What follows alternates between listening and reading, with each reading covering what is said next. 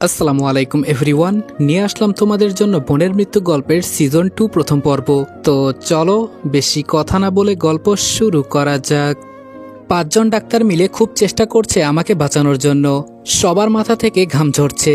এই একজন সাধারণ ছেলেকে বাঁচানোর জন্য স্বরাষ্ট্রমন্ত্রী পর্যন্ত দাঁড়িয়ে আছে, আর বাহিরে পুলিশ সেনাবাহিনীর গাড়ির অভাব নেই।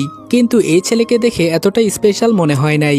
তবে ওর মায়ের যে উপর লেভেল পর্যন্ত হাত আছে তা সব কয়টা ডাক্তার বুঝে গেছে। আজকে উপর মহল থেকে এই ছেলেকে বাঁচানোর জন্য এত ফোন আসছে বলার বাহিরে। ডাক্তাররা খুব ভয়ে আছে, যদি এই ছেলেকে বাঁচানো না যায় তাহলে বিরাট ধরনের সমস্যা হতে পারে। বহু চেষ্টায় ওরা আমাকে বাঁচাতে সফল হন। এখন একটু বিপদমুক্ত। বাহিরে গিয়ে এই কথা বলতে পরিবেশটা একটু নীরব হলো। এখন শুধু আমার জ্ঞান ফেরার অপেক্ষা। সবাই অপেক্ষা করছে কখন আমার জ্ঞান ফিরবে।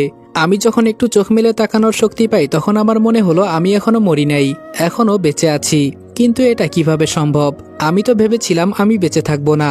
যাক, ভালোই হয়েছে। সামনে তাকিয়ে দেখি একটা নার্স বসে বসে ঝিমাচ্ছে। হয়তো আমাকে পাহারা দেওয়ার জন্য একে এখানে রেখেছে, কিন্তু বাহিরের তো কোনো কথাই শোনা যাচ্ছে না। আস্তে করে নার্সকে ডাক দিলাম। ও চোখ মেলে আমাকে দেখে দৌড়ে বাহিরে চলে গেল। সাথে সাথে 2 জন ডাক্তার আমার কাছে এসে আমাকে দেখতে লাগলো। তার মাঝে একজনকে আমি খুব ভালো করে চিনি, যিনি রিয়া ম্যাম আমাকে মারার পর তার বাবা হাসপাতালে ফোন করে না করার পরেও আমাকে চিকিৎসা করেছিলেন। ডাক্তার বলল, তো তুমি এখন কেমন ফিল করছো? আমি বললাম, জি অনেকটাই ভালো। ডাক্তার বললেন, আজকে আমরা সবাই খুব ভয়ে ছিলাম জানো তুমি। আমি বললাম, কেন? ডাক্তার বললেন, তোমার জন্য এই বাহিরে স্বরাষ্ট্রমন্ত্রী পর্যন্ত দাঁড়িয়ে আছে।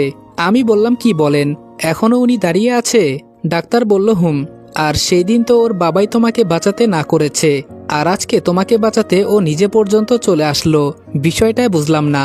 আমি বললাম, আমি একটা কথা সবসময় বলি, সবার একদিন সময় আসে, কারো হয়তো আগে কারো পরে, তবে আমাদের সেই পর্যন্ত অপেক্ষা করতে হয়।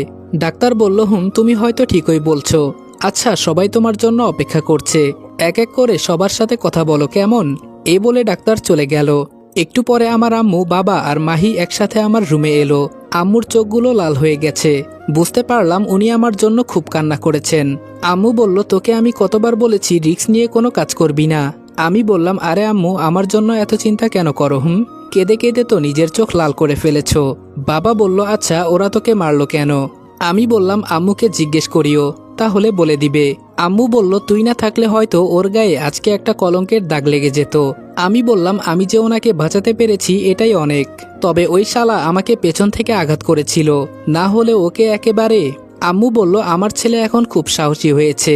আচ্ছা, আমরা তোর সাথে পরে কথা বলবো।